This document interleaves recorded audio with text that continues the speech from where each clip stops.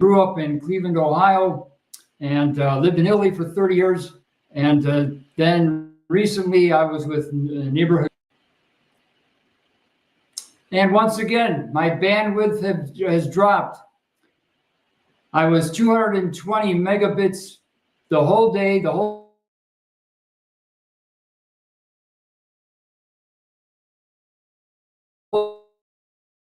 day yesterday.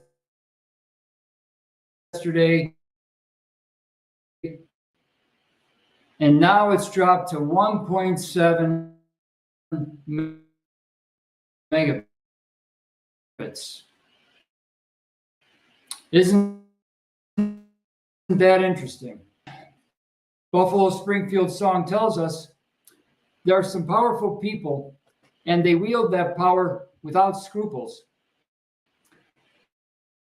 Even to the point of coming, that's true. It's been true for a long time in Southern Europe, all over Europe, but it's especially true since the past in the past 2 years with COVID. If you offend the powers that be, you do risk the point, or more often, so that some of the majors. We're going to talk about some good news as well. Okay, the great Harry the Greek came up with 2 big stories this week. Harry the Greek, as you know, is one of the, in my opinion, is one of the top 10 researchers worldwide. He's been hitting it out of the ballpark the past year with stories about the WHO and the takeover of Norfolk, Virginia by NATO. And this week he's got 2 big stories. And I'll show that why that's how that relates to the Buffalo Springfield song.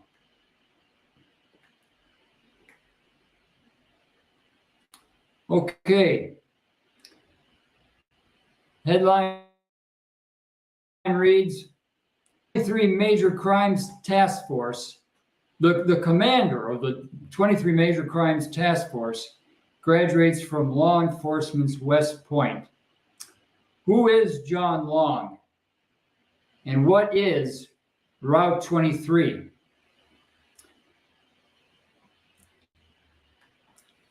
Since I was 14, I've heard the grown-ups complain about the drug trafficking.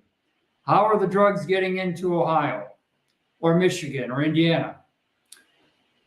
And here Harry shows that Route 23 has been a major artery for 45, 50 years. And now they're sticking it, they're telling it to you right in your face. They're appointing one of their guys as the commander of a quote unquote task force whose goal is to put a cap on the drug trade. But I think that we will see otherwise, especially since we have at his graduation ceremony certain Christopher Wray, head of the FBI, Federal Bureau of Investigations.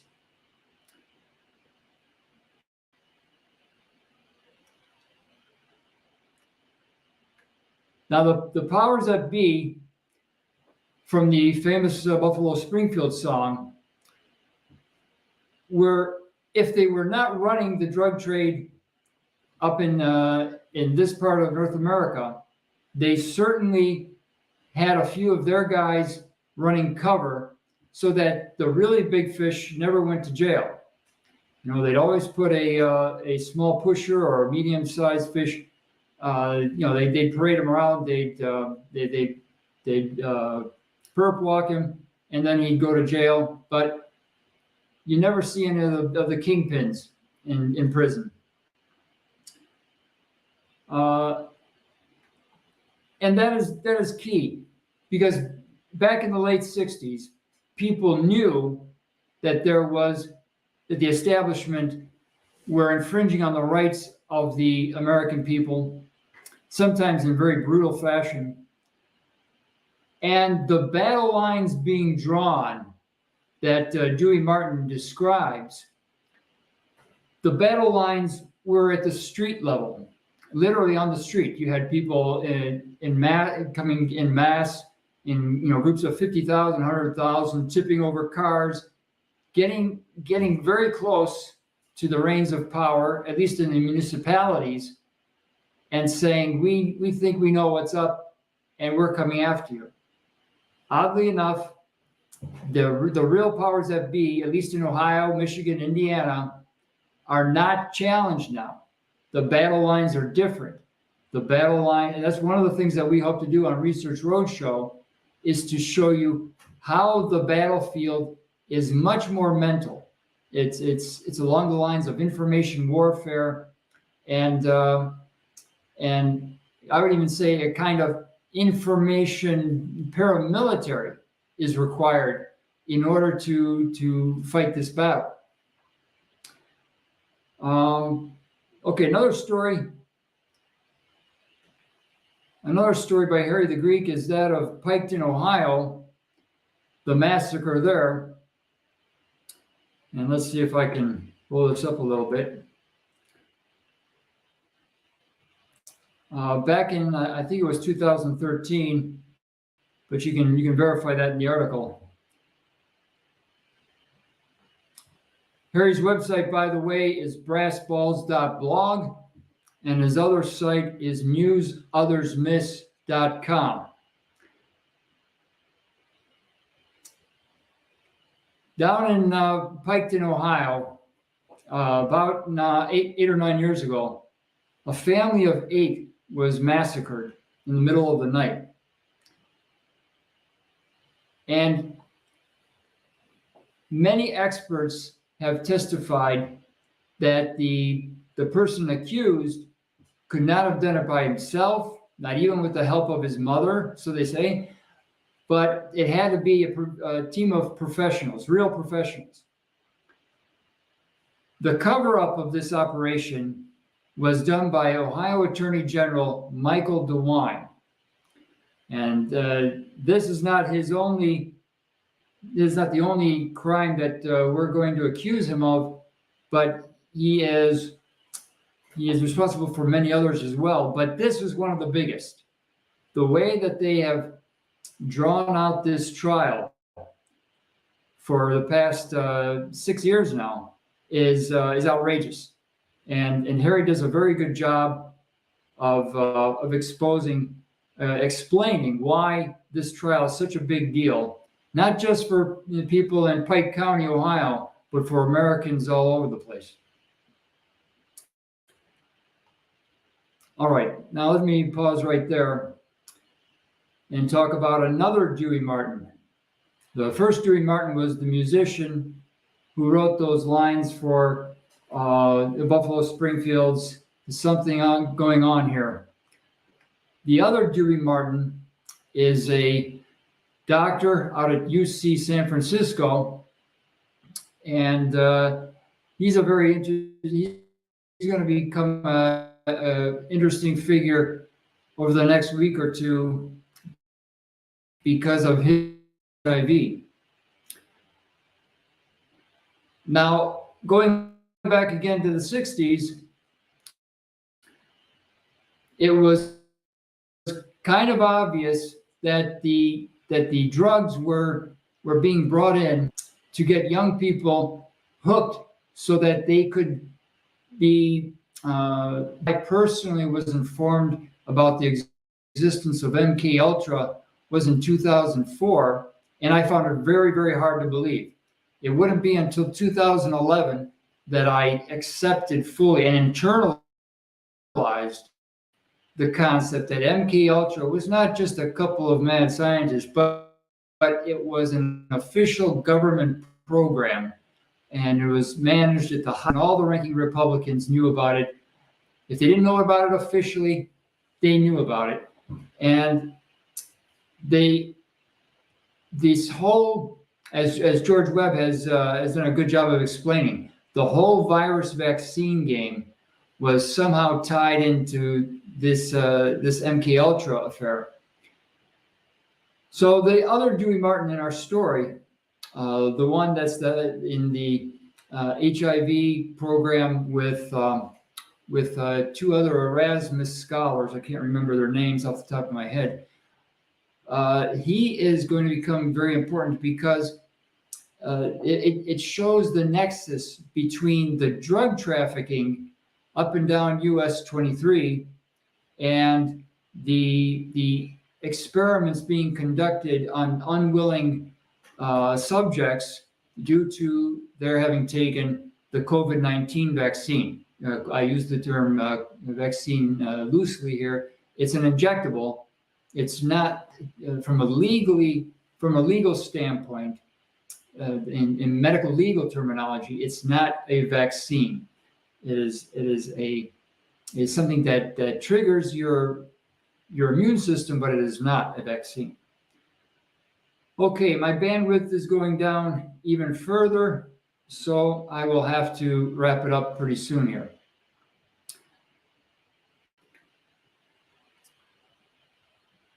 All right. I'm hoping that the viewers can still hear and see me, because I'm down again to only 2.2 megabits per second. All right. Over the next couple of weeks, I'm going to take a figure from the old Western, what they call the spaghetti Westerns. I think it was Jimmy Stewart, who his character was an old cowhand who had fought in the Civil War. And this is somewhere between 1865 and 1874 when Colorado gained statehood. But Jimmy Stewart's character was going out to capture some outlaws, and it was very clear. It was very well directed because it showed how an American citizen thought about his duty towards his country, towards his family, towards his community.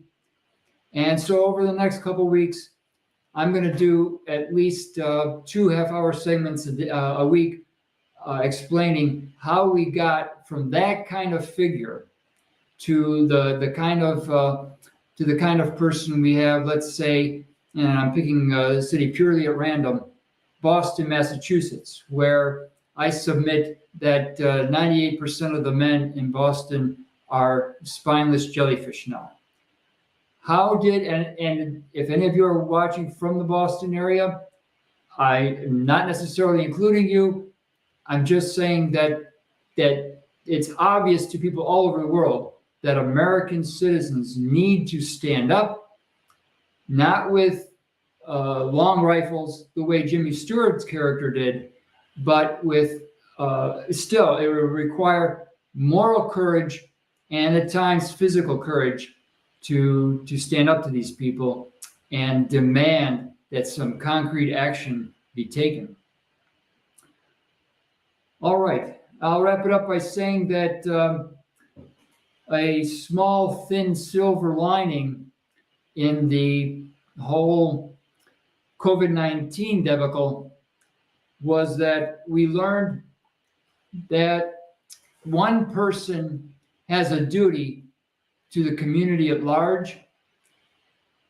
But I would submit that at the same time, the community has a duty to the single individual. And we'll tie that together with Jimmy Stewart's character later on. I just want to bring up the 17 goals of sustainability. Most of you have heard by now of Agenda 2030. And I was legitimately shocked in, I think it was the middle of 2018, when this poster went up at the university, the Polytechnic University of Turin.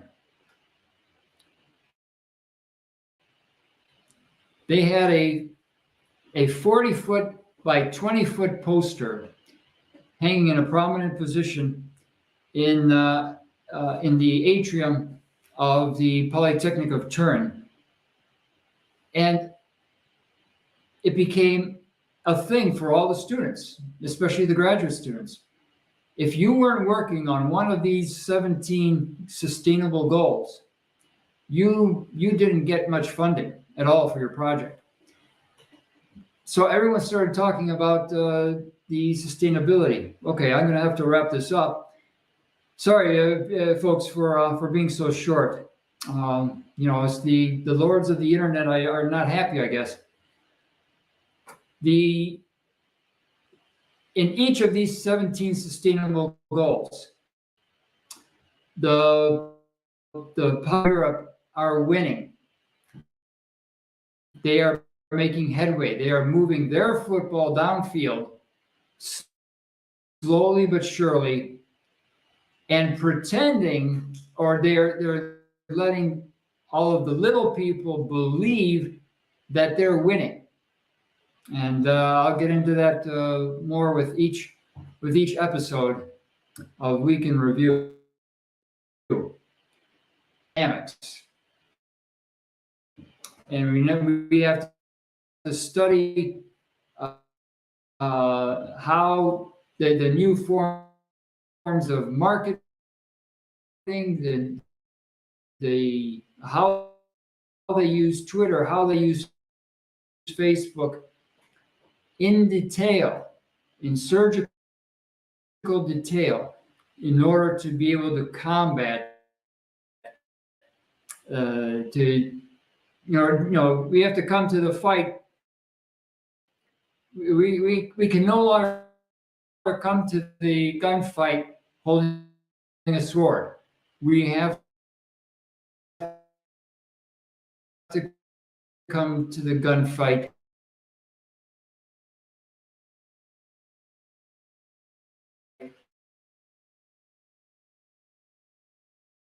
Thank you for tuning in. If you stayed up this late,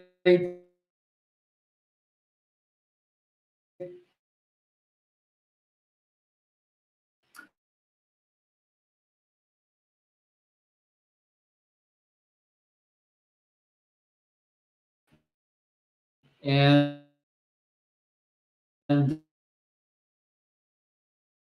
with Research Roadshow,